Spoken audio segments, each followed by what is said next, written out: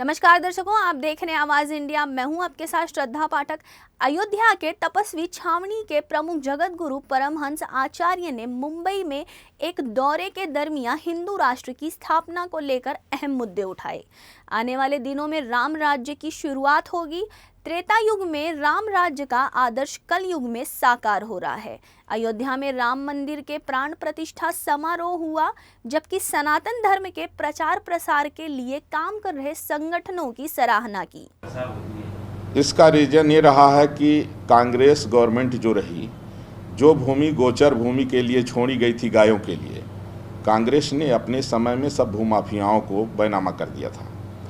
तो उस पर देखना होगा, गाय की रक्षा देश की प्राथमिकता होनी चाहिए। कोई भी राष्ट्र अपनी संस्कृति को खो करके वह कभी भी सुखी नहीं हो सकता है। भारत विश्वगुरु अपनी संस्कृति की वजह से है, संसाधनों की वजह से तो और भी राष्ट्र हैं जो भारत से आगे हैं, विकसित हैं, लेकिन भारतीय संस्कृति जो है वो सर्वश्रेष्ठ है, जिसकी वजह से भारत सदैव विश्वगुरु रहा है और रहेगा। इसलिए गोवंश की रक्षा के लिए हमने केंद्र सरकार से कई बार कहा भी है कि गोवंश को राष्ट्रीय धरोहर घोषित करिए और गांव स्तर पर, मोहल्ला स्तर पर गौशालाएं स्थापित हों, गो सेवक नियुक्त किए जाएं और गो मंत्रालय बनाया जाए और गायों की अच्छे से सेवा होनी चाहिए।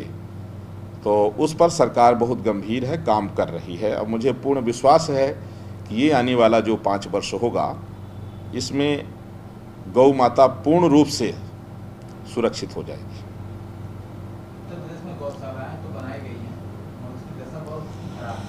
उत्तर प्रदेश में हमारे जो मुख्यमंत्री योगी श्री आदित्यनाथ जी हैं, उनका अथक प्रयास रहा है गोरक्षा के लिए, लेकिन तमाम विसंगतियां ऐसी रहीं कि जितना वो चाह रहे थे, जितना जनता की अपेक्षा थी, उतना नहीं हो पाया है। काफ़ी गौओं की सेवा के लिए वहाँ गौशालाएं बनाई गई हैं, गौ सेवक नियुक्त किए गए हैं, लेकिन फिर भी अभी पर्याप्त नहीं है।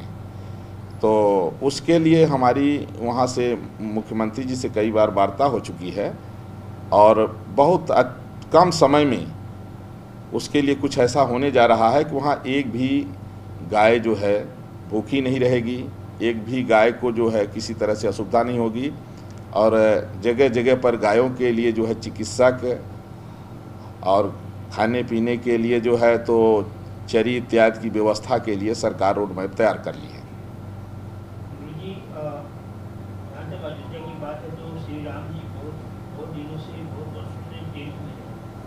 अब जाकर के किसी आपको सबके सहयोग से राम मंदिर बनी है, फिर भी उस पर तर्क वितर्क दिया जाता है, ऐसे में आप क्या करते हैं? देखिए, मैं यही कहूँगा कि राम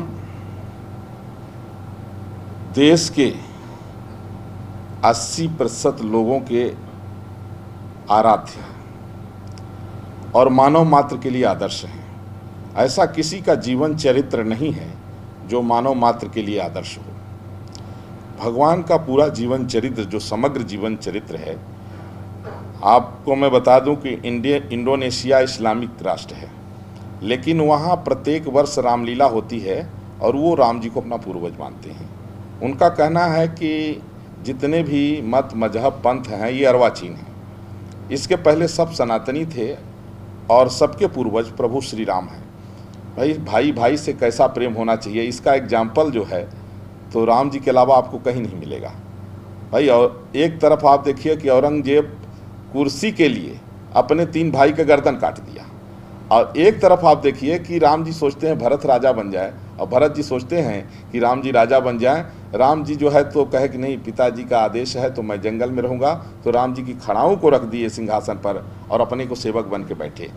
तो ये कि जो मर्यादा है ये राम जी से ही सीख सकता है, कोई दूसरा कोई उदाहरण ऐसा नहीं मिलेगा। तमाम ऐसे लोग हैं कि कुछ आंशिक रूप से उनमें भी अच्छाइयाँ हैं, लेकिन समग्र अच्छाई अगर आपको देखना है तो आपको रामचरितमानस रामायण पढ़ना होगा। इसलिए राम मंदिर पर टीका टिप्पणी करने वाले जो भी लोग हैं वो अपराधी प्रकृति के लोग हैं। मंदिर बनने से आपकी राम मंदिर का निर्णायक आंदोलन हमने किया था और राम मंदिर बनने से हम ही नहीं दुनिया खुश है। आतंकवादियों को छोड़ करके बाकी सब खुश हैं। जो आतंकवादी हैं, जो केवल दूसरे को सताने के लिए राक्षस पैदा हुए हैं धरती पर, उनको छोड़ के बाकी सब खुश हैं।